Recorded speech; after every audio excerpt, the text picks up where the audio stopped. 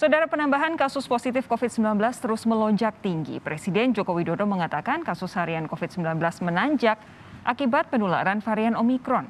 12 Februari 2022 yang lalu, kasus positif COVID-19 bertambah 55.000 lebih dalam 24 jam. Penambahan ini mendekati puncak gelombang kedua pada 15 Juli 2021, di mana saat itu terjadi penambahan 56.000 kasus. Lonjakan kasus positif COVID-19 tak terbendung. Puncak gelombang ketiga yang didominasi varian Omikron di depan mata. 12 Februari 2022 lalu, kasus positif COVID-19 bertambah 55.209. Penambahan ini mendekati puncak gelombang kedua pada 15 Juli 2021, di mana terjadi penambahan 56.757 kasus. Terkait lonjakan kasus ini, Presiden Joko Widodo melalui akun Instagramnya mengatakan, pandemi COVID-19 di tanah air sesuai perkiraan tengah menanjak dengan angka positif harian mendekati puncak kasus seperti bulan Juli tahun lalu. Saya meminta masyarakat untuk tetap tenang, disiplin menjaga protokol kesehatan, dan mengurangi aktivitas yang tidak perlu. Kementerian Kesehatan memprediksi di akhir Februari atau awal Maret menjadi puncak varian Omikron dan diprediksi 3 hingga 6 kali lebih tinggi dibandingkan varian Delta. Dan kita akan melihat tren terjadinya peningkatan sampai kita pada prediksi bahwa di akhir Februari atau di awal Maret 2022 ini merupakan puncak kasus Omikron yang bisa diprediksi itu 3 kali sampai dengan 6 kali lebih tinggi daripada varian Delta. Ikatan Dokter Anak Indonesia (IDAI) mengingatkan rentannya anak-anak tertular Omikron. Pantauan IDAI, dibandingkan Januari, kasus positif COVID-19 pada anak di bulan Februari naik 1000%. Ya, pasien anak, semuanya pasien anak. Kalau dibanding Januari, 676 menjadi 7.990, berarti udah 1000% lebih ya. 10 kali lipat lebih kalau dari Januari ya. Jadi kalau dari Januari 10 kali lipat ya, 1000% lebih. Kalau dari pekan kemarin naik 300%. Epidemiolog dari Universitas Griffith Australia, Diki Budiman mengingatkan Omikron harus tetap diwaspadai. Jika tak tertangani dengan baik, tingkat kematiannya bisa lebih tinggi dari varian Delta. Tidak boleh remeh karena bicara betul ada potensi penurunan di rawatan rumah sakit ICU, tapi bicara potensi kematian bisa tinggi, bisa lebih tinggi dari Delta. Varian Omikron lebih cepat menular meskipun tingkat fatalitasnya lebih rendah dibandingkan Delta. Ketaatan protokol kesehatan menjadi kunci utama. Namun pemerintah juga harus mendongkrak testing dan tracing. Tim Liputan Kompas TV. Saudara, penambahan kasus positif COVID-19 dalam sebulan terakhir terus berlipat secara eksponensial. Bahkan, penambahan secara harian sudah mendekati puncak gelombang kedua yang terkait varian Delta.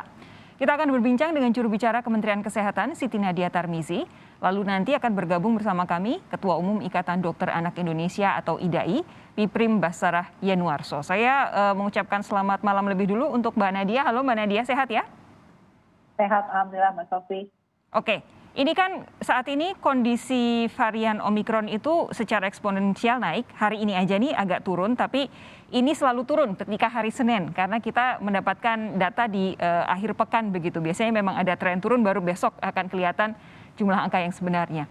Tetapi secara umum, gambaran kebijakan pemerintah ini apakah belum siap sebenarnya menghadapi Omikron? Karena kalau kita lihat kondisi di masyarakat masih begini-begini saja, sementara kasusnya terus naik, Mbak Nadia. Iya, jadi kalau kita lihat kan memang pola Omikron ini adalah penularannya yang sangat cepat ya. Jadi artinya kemampuan dia untuk meningkatkan kasus itu hitungannya 2-3 hari. Kalau kita bandingkan Delta itu bisa 11-14 hari. Jadi kita memang melihat peningkatan yang sangat eksponensial dan juga signifikan terhadap kasus konfirmasi positif baru. Nah, di sisi lain memang kasus yang positif semakin bertambah ini kita melihat artinya tidak kita lihat seperti pola di Delta ya, di mana kasus banyak tapi juga yang membutuhkan perawatan rumah sakit yang juga berat itu banyak. Jadi pola daripada Omikron memang meningkatkan kasus tetapi tidak meningkatkan tingkat keparahan daripada orang yang kemudian sakit Omikron itu. Nah, pemerintah tentunya berkaca dengan apa yang terjadi di banyak negara yang sudah kemudian mengalami kondisi peningkatan kasus sebagai akibat varian Omikron. Ini tentunya menjadi salah satu kesiapan yang kita lakukan.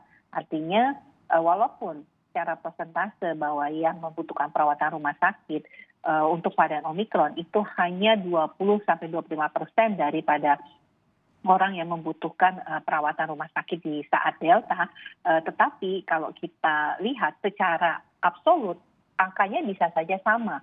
Karena kita tahu seperti saat ini 320.000 kasus aktif ya dalam satu bulan terakhir, di mana di awal Januari itu hanya sekitar 4.000 kasus aktif.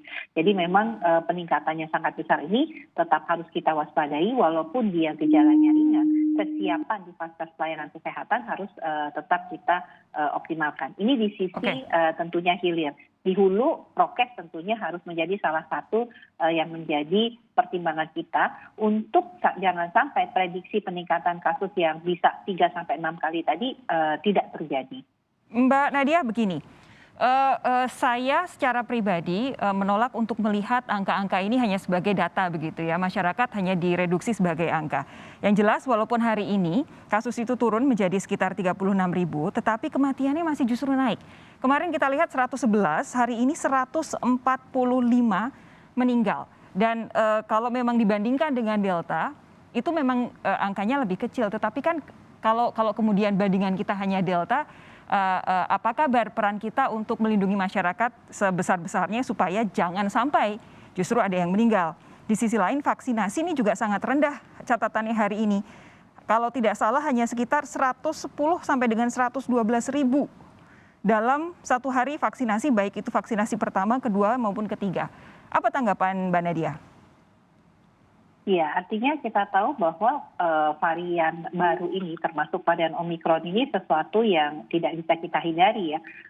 Kalau kita lihat upaya kita mencegah penyebar luasan secara cepat varian ini sudah kita mulai sejak kita mengetatkan pintu masuk ya. Artinya kita termasuk negara ke-80-an ya, yang baru kemudian terdeteksi varian Omikron secara lokal. Dan juga kalau kita lihat kita masih mampu ya melakukan upaya untuk pembatasan penyebarluasan klaster, karena terutama kita bisa lihat varian Omikron ini terpusat terutama di pintu masuk khususnya di DKI Jakarta, Banten dan Jawa Barat ya.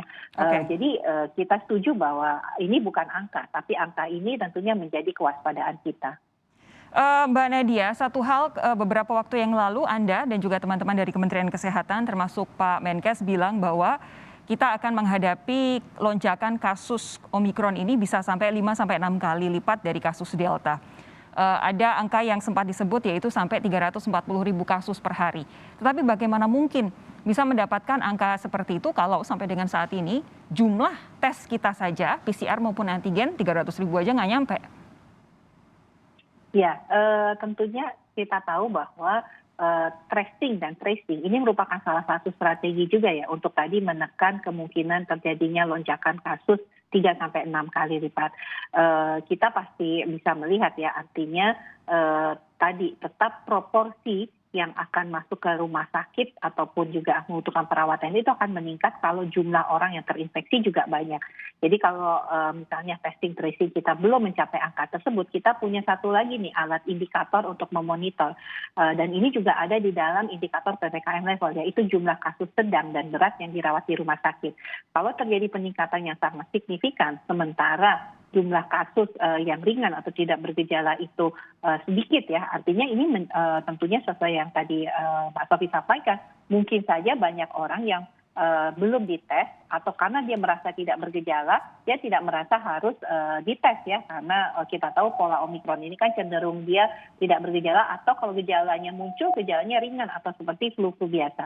Tapi kembali bahwa kita tahu yang OTG atau gejala ringan ini akan sembuh sendiri, artinya dengan tentunya mengembalikan imunitas dia. Tapi kalau yang sedang dan berat ini yang harus kita jaga betul supaya angka mortalitas kita tidak meningkat.